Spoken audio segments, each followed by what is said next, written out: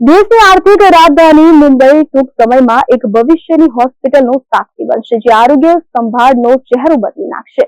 Reliance ફાઉન્ડેશનના અધ્યક્ષ નીતા અંબાણી શુક્રવારે રિલાયન્સ ઇન્ડસ્ટ્રીઝની વાર્ષિક સામાન્ય સભામાં જાહેરાત કરી હતી કે મુંબઈમાં 2000 બેડનું એડવાન્સ્ડ મેડિકલ સિટી બનાવવામાં આવી રહ્યું છે. ત્યારે આવો જોઈએ શું ખાસ હશે આ હોસ્પિટલની સુવિધાઓમાં. દેશની આર્થિક રાજધાની મુંબઈ ટૂંક સમયમાં એક ભવિષ્યની હોસ્પિટલનું સાક્ષી બનવા જઈ રહ્યું છે, જે આરોગ્ય સંભાળની ઓળખ બદલી નાખશે.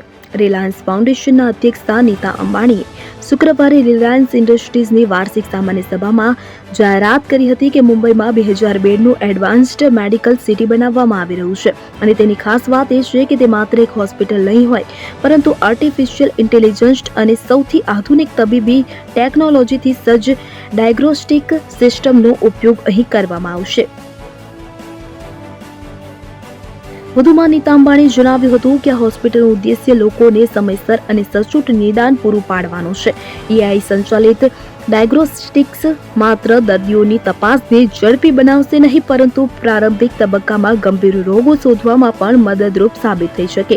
આ પહેલનો મુખ્ય હેતુ ભારતમાં આરોગ્ય સંભાળ ક્ષેત્રને નવી દિશા તેમજ ડિજિટલ હેલ્થ મિશનને મજબૂત બનાવવાનો છે. રિલાયન્સ ઇન્ડસ્ટ્રીઝની વાર્ષિક સામાન્ય સભા દરમિયાન એક ખાસ ક્ષણ આવી, જ્યારે રિલાયન્સ ફાઉન્ડેશનના અધ્યક્ષ નીતા અંબાણીએ ફાઉન્ડેશનના 15 વર્ષ પૂર્ણ થવા પર પોતાના અનુભવો અને લાગણીઓ શેર કરી. તેમણે ભાર મૂક્યો કે આત્મનિર્ભર ભારતની શરૂઆત આત્મનિર્ભર ગામડાઓથી થાય છે. તેમણે કહ્યું કે આ વર્ષે રિલાયન્સ ફાઉન્ડેશનની ગ્રામીણ વિકાસ પહેલનો લગભગ 15 લાખ લોકોના જીવન પર સકારાત્મક પ્રભાવ પડ્યો છે. આ કાર્ય દેશભરના 55,000થી વધુ ગામડાઓ સુધી પહોંચ્યું છે. તેમણે કહ્યું કે ફાઉન્ડેશનનું લક્ષ્ય ફક્ત સમુદાય લેવલે જ નહીં, પરંતુ દરેક ઘરમાં વાસ્તવિક પરિવર્તન લાવવાનું છે. રિલાયન્સ ફાઉન્ડેશન અનેક સ્તરે ગ્રામીણ સમુદાયોને સશક્ત બનાવી રહ્યું છે. આમાં પાણીની સુરક્ષા સુનિશ્ચિત કરવી, માછીમાર સમુદાયોની આજીવિકાને મજબૂત બનાવવી, ટકાઉ અને આધુનિક ખેતી પદ્ધતિઓને પ્રોત્સાહન આપવું, મહિલાઓને તકો પૂરી પાડવી અને બાળકોને શિક્ષણ સાથે જોડવા જેવી પહેલોનો સમાવેશ થાય છે.